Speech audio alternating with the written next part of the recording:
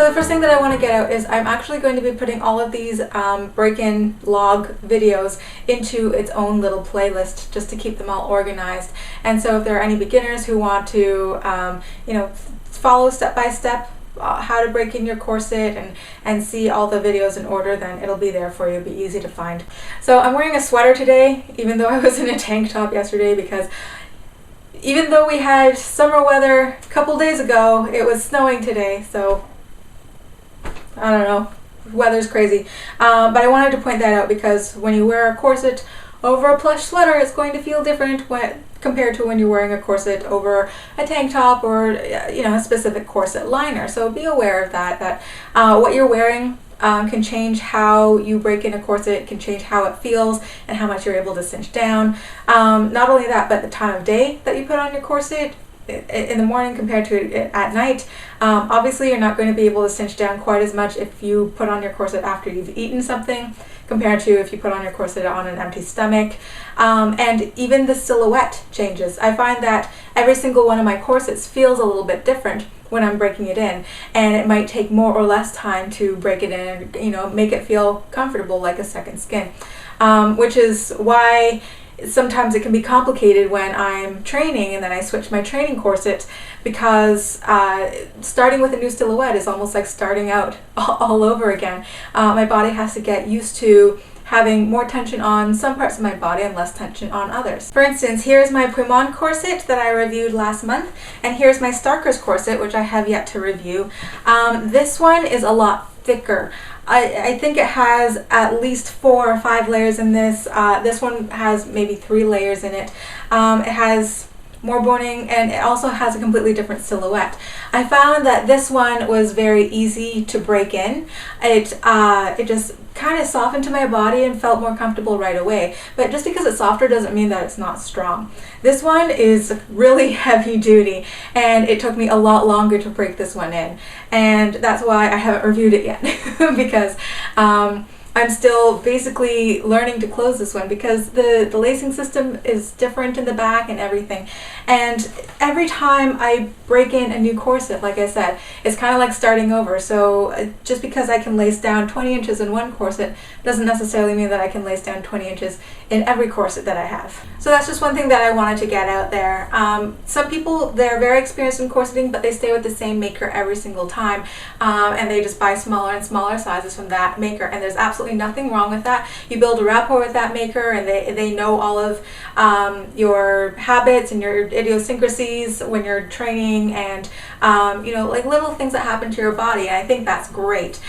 But in situations like mine, where I'm buying from a lot of different makers, you come to learn that you don't expect the exact same thing from yourself with every single corset you have, and you don't expect the corset to break in the same way, with the same duration, the same ease with every single corset. It's just not going to happen. So this sweater, because it's kind of thick and plush, it actually provides a little bit of padding in the rib cage and in the hips so that they're not gaping out quite as much. It feels less wobbly, and I feel that I can stabilize it a little bit more and make sure that it's not like the corset itself is not twisting or warping on my body in any way. So I've been wearing this a little over 2 hours today, the second day of breaking it in. I'm feeling that it's starting to wrap around my rib cage a lot more evenly. I'm feeling more supported in the back.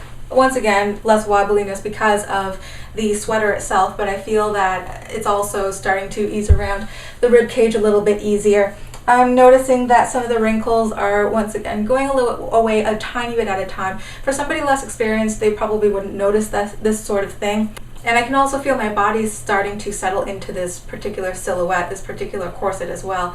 I can feel my posture relax and really start to be at ease in this particular corset. I can feel myself adjusting my breathing in a certain way, and it's important to get used to this sort of corset before you really tie it super tightly, because you want to teach your body that this sort of posture and this sort of reduction on your waistline is a natural feeling. You don't want your muscles to resist and push against it. You just want to be at ease and just kind of accept the hug as opposed to fighting it. Okay, so this is what the corset looks like after its second wearing. When I just took the corset off and laid it down, you can see that the hips are starting to kind of lay up on their own, because this corset is still sort of warm because it's been on my body for a couple of hours.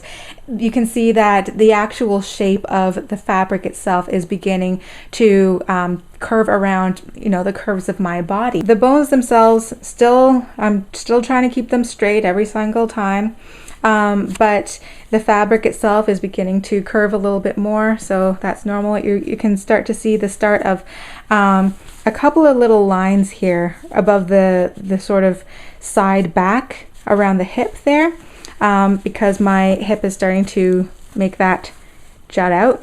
So a little wrinkle right there. I've seen that in plenty of my corsets. I'm not concerned about this. The seams and the boning channels right around the waistline starting to look a little bit more wibbly wobbly.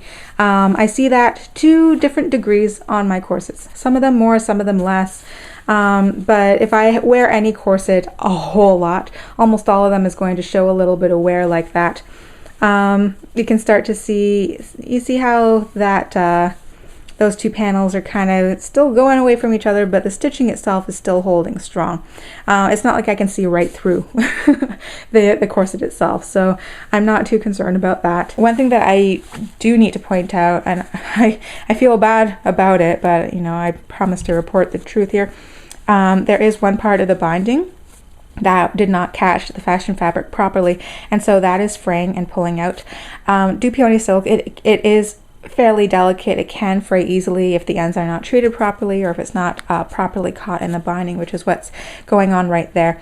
Now, because it's right at the top of the corset, that is not necessarily going to affect the strength of the corset. Like this part right here at the waistline, it's still going to shape the same way. It's still going to be strong, but that is an aesthetic bug. That is atypical when you're breaking in your corset. I did contact the maker, and she did apologize and offer to compensate it, so I've arranged something with her to compensate for this. Fortunately, in this situation, it worked out. So overall, it is still holding up pretty well, so I will update another video showing you the changes then. I'll see you then, guys. Bye.